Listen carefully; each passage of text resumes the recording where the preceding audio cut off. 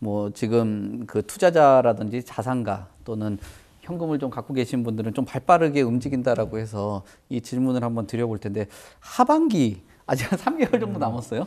그 하반기에 조금 뭐 어떤 변수를 예상을 좀 해본다든지, 아니면은 이 정책이 하반기에는 좀 작동을 할 거다라고 생각되는지. 최근 또 3.1 대책이 나오고 나서 이거 나왔는데 빨리 안 움직인다라는 생각하시는 분들도 있고, 이 정도면은 진짜 거래량이 굉장히 좀 빠른 속도로 회복되고 있다라는 의견들도 있거든요.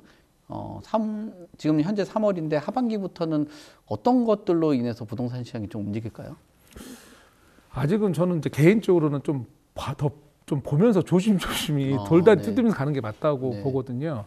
물론 이제 경제 여건이 좋을 상황은 전혀 아니라서. 그런데 이제 몇몇 재건축이나 엄청 풀 건 다 풀었죠. 솔직히 말해서 DSR 빼고 다 풀었으니까 그건 맞긴 맞는데, 이제 그 전체적으로 경기 상황이나 이게 바로 작동할 수는 없는 상황이고, 재건축도 바로 2주 일어나고 이럴 상황 전혀 아니거든요. 뭐 재건축도 요즘에 안 되니까 신탁 사업 방식으로 막 간다 이러지만 사실 신탁 사업 방식이, 신탁사에 죄송한 얘기지만 별로 뭐가 다른지 몰라요, 제가. 무슨 말이냐면 신탁이 컨트롤해서 좀 더 앞부분 당겨서 갈 수 있게 하는 거지만, 우리가 재건축 사업에서 가장 돈 드는 건 뒷부분이에요. 2주 이후에. 그거거든요. 그러면 결론은 여전히 원자재 싸움부터 모든 게 시공사 싸움은 여전하고, 플레이 하나, 숟가락 하나 더 얻는 방식이 될 수도 있는 거거든요, 그게. 그렇기 때문에 이게 모든 게 아직 가봐야 된다. 그러니까 지금은 아까 정의장님 말씀대로 약간 봐야 되는 시기. 일부 근데 정말 나 실수요자다. 그러면 저는 이제 이런 거거든요. 우리가 보통 그래프 이렇게 보는데, 올라갈 때를 보면 이게 그래프로 제가 보잖아요. 그러면 이쪽 방에서 흐른다 시작하면 어떻게 말씀드리냐, 끝이 여기인데 여기서 사는 게 바닥일지 여기가 바닥일지 아무도 몰라요. 사실 여기 끝에 올라갈 때 여기서 사고 싶은데 그게 모르니까 대부분은 그냥 바닥 찍기 전에 사자. 실수요자. 그런 마음이라면 지금 상황이라면 정부는 다 풀어줬고, 정부가 경제 안 좋으면 더 풀 거거든요. 마지막 남은 DSR. 그러면 그땐 늦죠.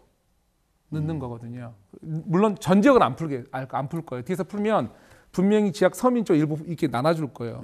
그런 지역, 강남 지역은 못 풀 것이고. 그러면 그 지역은 그때 가면 늦을 수가 있죠. 그래서 경기가 안 좋을수록 서민이라면, 내가 뭐 6억대 이하 아파트, 9억대 이하 아파트면 한번 차분히 시장 자주 보시면서 접근 방법 찾아보는 게 맞는 것 같아요. 그 지역별로 보면은 최근 들어서 좀 분위기가 조금 예전하고는 좀 다르죠. 그 심리 지수나 이런 것들도 좀 반등을 하는 것 같은데. 그렇죠. 아무래도 그게 그러니까 수요적으로, 그러니까 여기는 계속 봐왔던 지역도 있으실 거잖아요. 다. 그러면 거기가 분명히 이 시점이 보이실 거라 보여요. 아까 대표님께서 보니까 계속 보라는 이유가, 뭔가 달라지는 부분이 있을 거고, 분위기가 또 다를 거고, 계속 부동산에 계속 관심이 있어서 들락날락 하시는 부분도 있으면은 부동산의 분위기도 다르실 거라고요. 그래서 그 대신 돈이 있어야 되잖아요. 근데 이제 마지막 DSR 풀기 전에 그 단계가 언제인지는 우리도 모르겠지만, 아까 저는 대표님의 말씀에 동의하는 게, 정부가 계속 이렇게 두지는 않을 것이다. 그러면은 왜냐면은 이 부동산 시장이 무너지면 모든 것들이, 그러니까 세수라던가 이런 전세적으로 나비 효과가 나타나기 때문에 이런 부분까지 정부가 원하지는 않을 것이기 때문에 지금 어느 정도 계속 풀어지는 이유도 그런 거잖아요.